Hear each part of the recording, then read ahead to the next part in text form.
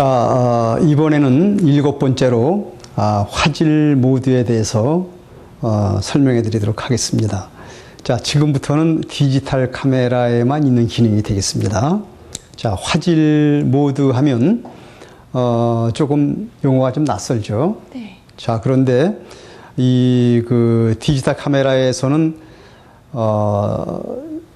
카메라가 개발이 되면서 제일 사람들의 관심이 집중되었던 부분이 화질이었습니다. 얼마나 깨끗하게 나오냐.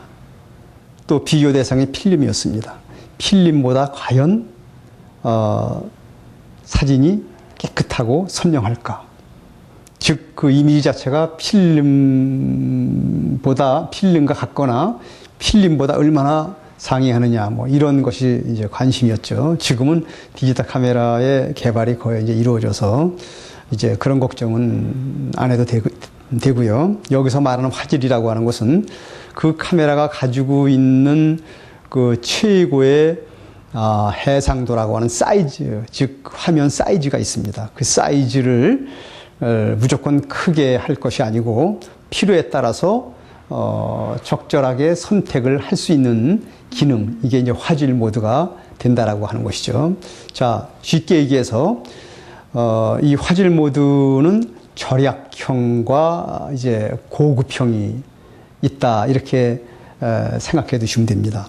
자, 이 절약형은 화질의 상태는 같지만 최종적으로 뽑을 수 있는 사진의 크기가 좀 작다 뿐이에요.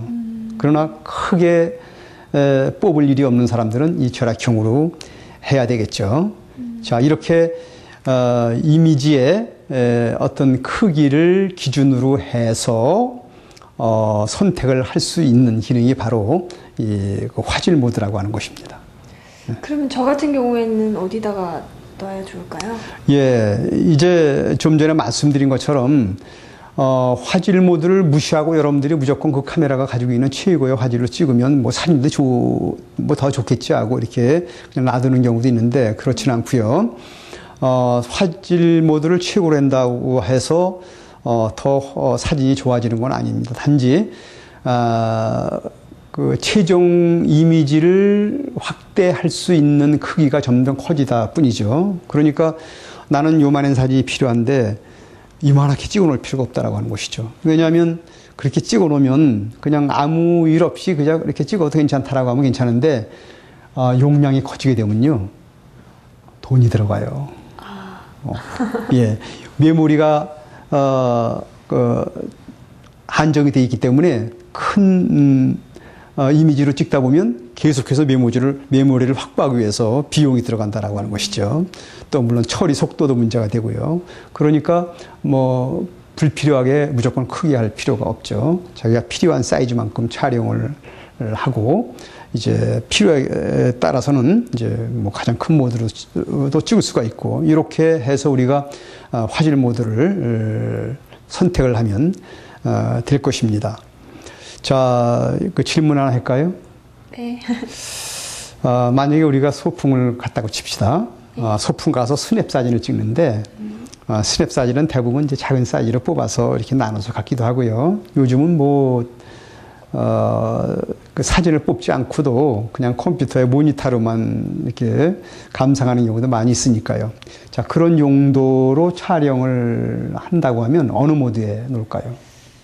작은 사이즈 정도면 되지 않을까요? 확대해서 볼 필요도 없을 것 같고. 그렇죠. 바로 이것이 하나의 선택 기준이 되는 것입니다. 확대할 필요가 없이 모니터나 혹은 작은 사이즈의 사진이 필요한 경우에는 그 카메라가 가지고 있는 여러 화질 모드 중에서 거기에 필요한 화질 모드, 아마 제일 작은 정도면 뭐 우리가 가정에서 쓰는 그 정도 크기가 될 겁니다. 거기다만 놔도 충분하죠. 그러나 조금 더 이제 액자에 걸어놓은 사이즈다라고 하면 그거보다 한 단계 높은 중간 사이즈라든지 이런 단계에 놓으면 될 것입니다. 그러니까 우리가 흔히 그 작품용이 아닌 일반 스냅 사진에서 최고 화질로 놓는다고 하는 것은 여러 가지로 이제 낭비가 될 것입니다. 자, 질문 또 하나 할까요? 이제 단체 사진을 찍을 일이 있습니다. 단체 사진 뭐 몇십 명이 찍는데, 그건 요만한 사진 해가지고는 보이지도 않아요, 얼굴이. 그러니까 그런 사진은 필연적으로 조금 더 크게 확대를 해야 될 것이고요. 어느 때는 크게 확대해서 액자에 넣어서 뭐 이렇게 거실이나 사무실에 걸어 놓을 수도 있겠죠. 자, 이런 목적이라면 어디에다 놔야 될까요? 화질 모드를? 선생님 너무 쉬운 질문 하신다. 그래요? 물론 큰 사이즈로 해야겠죠. 확대를 해서 보려면 화질이 깨지지 않게 하려면 커야 되니까. 물론. 맞아. 아주 잘 맞췄습니다. 여러분. 자, 참 대단히 쉽죠? 그런데 실제 촬영에서 이것을 응용을 하지 않고 그냥 깜빡깜빡하고 찍기가 일수다, 이런 이야기예요. 여러분들 꼭 기억하시기 바랍니다. 화질 모드를 그때그때마다 즉각 변동할 수 있게끔 카메라의 그 기능을 잘 활용을 하고 또 쉽게 전환할 수 있도록 그 관련 기능을 숙달시키시기 바랍니다. 자, 이제 8번째의 기능이 되겠습니다. 자, 화이트 밸런스라고 하는 기능이 되겠습니다. 자, 화이트 밸런스 들어봤나요? 들어는 봤는데 정확히 무슨 뜻인지 모르죠. 네, 화이트 밸런스를 들어봤네요. 대부분 이 화이트 밸런스에 대해서는 대단히 문외한이 많이 있습니다. 이거 사실은 전문 용어입니다. 아주 옛날에부터 비디오 카메라를 사용하던 분이나 겨우 알 정도고, 카메라에는 이런 기능이 없었기 때문에 많은 사진인들조차도 화이트 밸런스에 대해서 들어본 적이 없는 분이 상당히 많이 있습니다. 자, 이 화이트 밸런스는 디지털 카메라의 아주 핵심 기능이에요. 제가 아까 말씀드린 감도를 설정할 수 있는 신나는 기능, 이것 이상으로 중요하고 또 엄청난 위력을 가진 그런 기능이 바로 화이트 밸런스입니다. 이 디지털 카메라에 이 기능이 도입됨으로써 이제 컬러 세계에 아주 새로운 혁명이 일어났다 해도 과언이 아닐 정도로 아주 굉장히 중요한 그런 역할을 하고 있죠. 자, 화이트 밸런스라고 하는 말을 이제 설명을 드리면, 이제 색온도라고 하는 그런, 용어도 여러분들이 함께 이렇게 알아야 되는데, 이제 색온도라고 하는 말이 있습니다. 나중에 이제 기회가 되면 자세히 배울 것입니다만은, 색에 따라서 컬러의 유형이 틀리다라고 하는 것이죠. 예를 들면은 형광등에서 사진을 찍으면요, 푸르스름하게 됩니다. 또 이제 촛불이나 이런 전등 밑에서 찍으면 붉으스름한 사진이 되고요. 낮에 일광하에서 사진을 찍으면 정색이 되지만 저녁 때 이제 석양 모드의 그 불빛으로 인물이나 이런 걸 찍게 되면 붉으스름한 사진이 된다라고 하는 것이죠. 자, 왜 그럴까요? 빛마다 각자 고유한 색온도가 있기 때문에 그렇습니다. 이것을 갖다 이제 디지털 카메라에선 화이트 밸런스라고 하는 개념으로 잡기 시작합니다. 자, 필름 카메라에서는 필름이 일정한 색온도에 맞춰져 있기 때문에 광원이 변하면 색깔이 막 변할 수밖에 없습니다. 즉 컬러가 변하는 것이지만, 디지털 카메라에서는 이제는 필름으로 말하자면 필름의 기준 색온도를 거기에 맞춰서 바꿀 수가 있다라고 하는 것이죠. 예를 들면 형광등이면 형광등에 맞게끔 색온도를 바꿔주면 형광등에서 비춰진 사물들이 정색이 되는 거죠. 어떤 광원이든지 이 이론으로 정확하게 어떤 빛이든지 대입을 해도 다 똑같은 컬러를 유지할 수가 있다라고 하는 것입니다. 그럼 화이트 밸런스는 흰색과 관련이 있는 건가요? 그걸 어떻게 알았죠? 그냥 화이트니까. 화이트니까. 예, 그렇습니다. 아주 좋은 생각을 하셨는데요. 자, 우리 화이트 밸런스의 기준이 되는 게 바로 흰색입니다. 그래서 흰색을 흰색으로 표현하게끔 일단 만들어주면 다른 색도 정색으로 묘사가 된다. 이런 이제 차원에서 화이트 밸런스라고 하는 개념으로 컬러를 조정하고 있는데요. 자, 이 화이트 밸런스를 그 기능을 보게 되면 우리는 거기에 몇 가지 기능이 있는 것을 알 수가 있습니다. 이것도 노출하고 마찬가지로 수동 기능과 자동 기능이 있는데, 이제 수동 기능은 조금 사용하기는 지금 힘들고요. 나중에는 이걸 이제 배우게 될 겁니다. 굉장히 중요한 기능이기 때문에. 그런데 자동 기능에서는 이제 이 카메라가 어떤 광원이든지 거기에 맞춰서 조절을 해주는 그 기능으로 발전이 되어 있습니다. 그래서 여러분들은 사실은 화이트 밸런스의 오토 화이트 밸런스, 대부분 이제 오토 화이트 밸런스라서 AWB 이렇게 이제 약어로 되어 있는데 그 모드에만 놓게 되면 웬만한 경우에서는 화이트 밸런스 신경 안 써도 다 맞습니다. 그러나 이것도 역시 한계가 좀 있죠. 뭐 어느 정도 범위를 벗어나게 되면 오토 화이트 밸런스의 역할을 못하게 됩니다. 그래서 이제 몇 가지의 또 세부 기능이 대부분 카메라에는 돼 있습니다. 예를 들면 뭐 흐린 날 모드, 혹은 형광등 모드, 또 뭐 이제 백열등 모드, 뭐 등등 이렇게 해가지고 거기에 맞춰서 이렇게 조정을 해 놓으면 비교적 정확한 컬러가 세팅이 됩니다. 이제 물론 이제 그 더 정확한 전문가적인 세팅 방법은 프리셋 기능이라고 해서 수동으로 그걸 맞추는 기능이 여러분 카메라에 있습니다. 이건 이제 앞으로 저하고 전문적인 과정에서 좀 더 세밀하게 다루게 될 것입니다. 한번 거기까지 생각하시는 분들은 그때까지 좀 기다려 주시기 바랍니다. 자, 또 질문 하나 해야겠네요. 네. 이 백열등이라고 하는 그 이렇게 전구가 켜져 있어요. 네. 거기서 사진을 찍으려고 그래요. 네. 그럼 카메라의 화이트 밸런스 모드를 바꿔야 되겠죠? 바꿔야겠죠? 예. 어디다 놓으면 될까요? 텅스텐 모드에 놓으면 될 것 같은데. 네. 아니면 오토 모드? 예. 두 가지 다 좋겠네요. 오토 모드면 뭐 이렇게 자동으로 맞출 것이고, 텅스텐 모드 놓으면 뭐 정확하게 거기 맞출 것이고. 그런데 이제 텅스텐 모드 같이 일광하고 많이 차이가 나는 그런 광원일 때는 오토 모드보다는 그렇게 선택돼 있는, 지정돼 있는 텅스텐 모드 쪽으로 놓는 것이 더 정확한 컬러 세팅이 된다고 생각하시면 되겠습니다. 자, 이번 시간에는 9번째 기능으로서 LCD 모니터를 한번 배워보도록 하겠습니다. 자, LCD 모니터를 좀 봐야죠.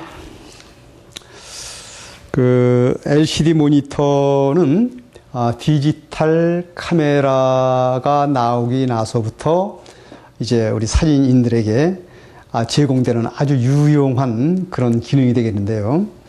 사진을 찍어 놓고 그 사진이 잘 나올 것인가,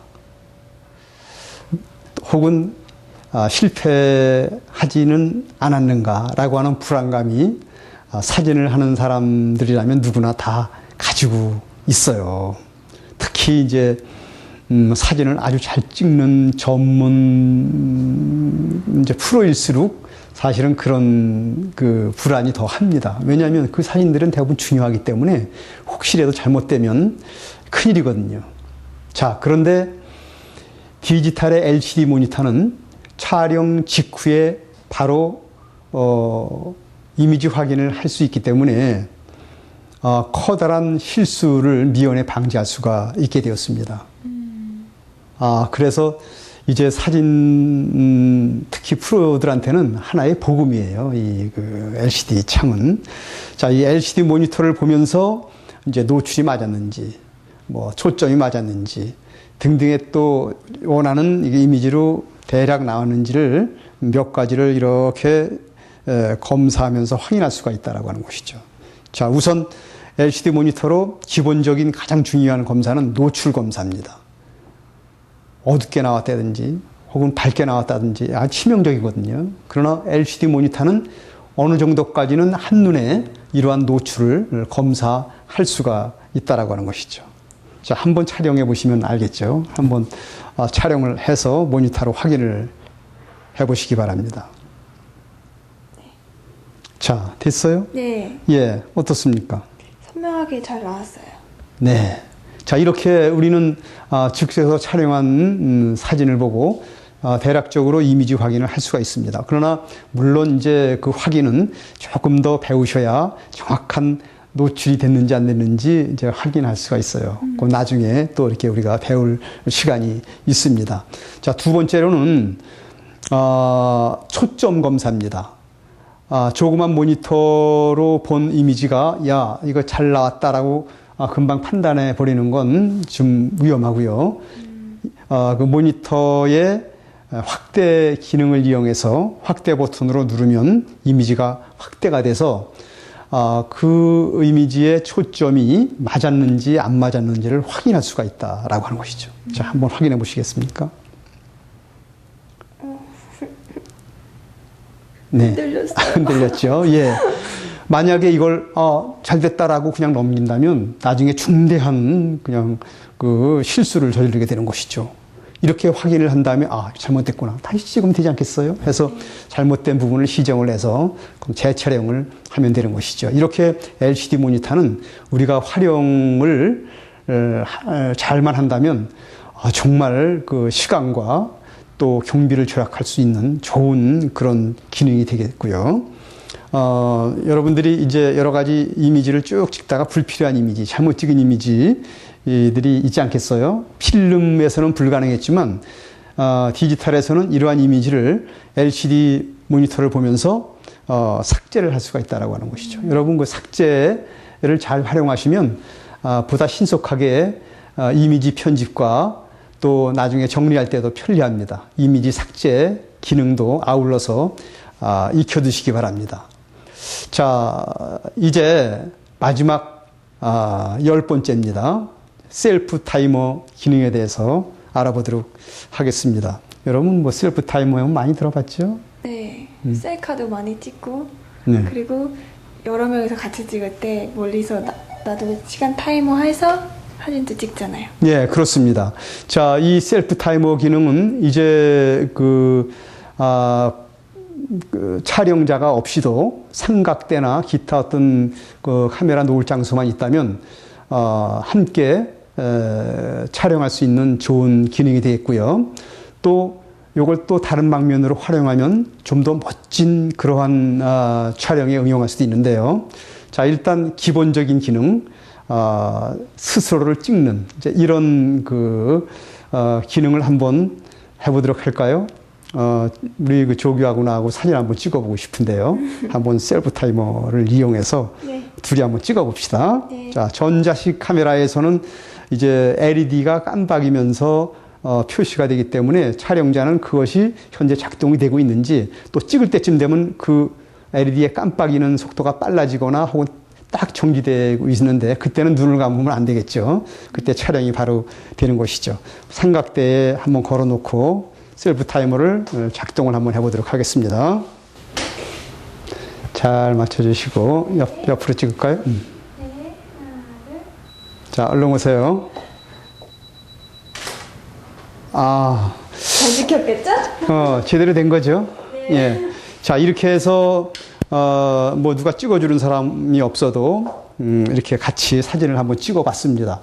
자, 그런데 뭐 이런 건 뭐 조그만 카메라도 다 있는 기능인데 뭐가 중요하냐 이렇게 생각할 수도 있겠어요. 그런데 이렇게 자기 스스로 누구의 도움을 받지 않고 셀프 타이머를 이용해서 사진을 찍는 이 기능을 가지고 미국의 유명한 신디 셔먼이라고 하는 여우 작가는 아주 위대한 작품들로서 많은 사람들에게 감동을 줬다는 사실을 우리가 상기할 필요가 있습니다. 그분은 셀프 포트레이트라고 하는 그 장르를 개척을 했어요.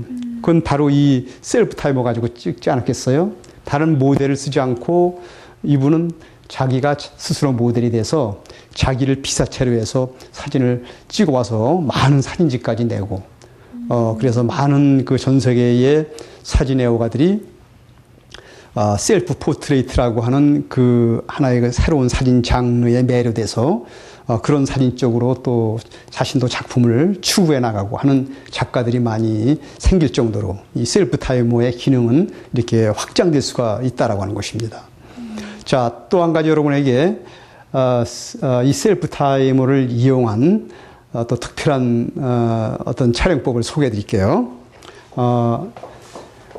모노포드라고 하는 것을 이용한다면 촬영자가 갈 수 없는 그런 상황에서 카메라를 위치시킨 채 촬영을 하면 아주 색다른 그러한 촬영을 할 수가 있는데요. 장착한 채 셀프 타이머를 작동을 하고 그 사이에 자기가 원하는 쪽으로 카메라를 놓는 것이죠. 그러면 이 정도의 위치에서 자기가 쓸 수가 없는 환경에서 새로운 각도로 촬영을 하게 되는 것이죠. 그러면 하이 앵글이라고 하는 이런 그 멋진 촬영이 될 수도 있고요.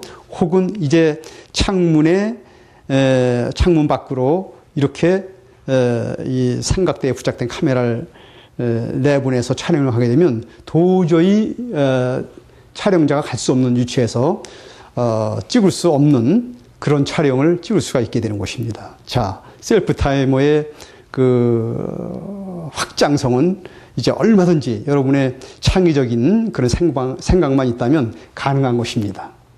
예.